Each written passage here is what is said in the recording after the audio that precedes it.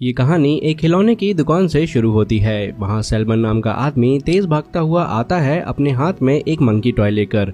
वो दुकानदार को कहने लगता है कि ये मंकी वापस लेना पड़ेगा, पर दुकानदार कहता है कि बच्चों के खिलौने रिटर्न नहीं होते। सैलमन घबराया हुआ होता है और कहता है कि इसे खिलौना मत समझो, ये बहुत खतरनाक है। अगर ये ड्रम बजाना शुरू कर दे तो कोई ना कोई बड़ी मुसीबत जरूर आएगी। जब ये मंकी अपने ड्रम बजाता है तो कुछ न कुछ बुरा जरूर होता है। दुकानदार इस बात को मजाक समझता है और कहता है कि ये सब फालतू बातें मत करो।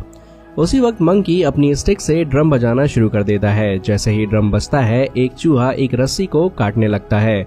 जैसे ही रस्सी कटती है, एक खिलौने से तीर निकलता है और सीधा दुकानदार के पेट में लगता है। एक ही पल में दुकानदार की मौत हो जाती है। ये देख के सब समझ आता है कि सैलमन सच कह रहा था। जब भी ये मंकी ड्रम बजाएगा, कुछ न कुछ गलत जरूर होगा। फिर सैलमन उस मंकी को उठाता है और इसे जला देता है।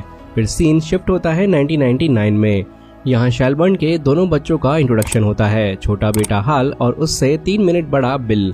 फिर उनकी माँ को दिखाया जाता है। जब दोनों भाई अपने पिता के बारे में पूछते हैं तो उनकी माँ बताती है कि उनके पिता एक दिन खिलौने की दुकान गए थे और फिर कभी वापस नहीं आए। उनके साथ क्या हुआ ये तो किसी को भी नहीं पता। वैसे हमें मूवी में भी नहीं दिखाया जाता कि आखिर में सैलमन का क्या हुआ। हमने उसे लास्ट टाइम मंकी को जलाते हुए देखा था, पर उसके बाद वो कभी घर नहीं आया।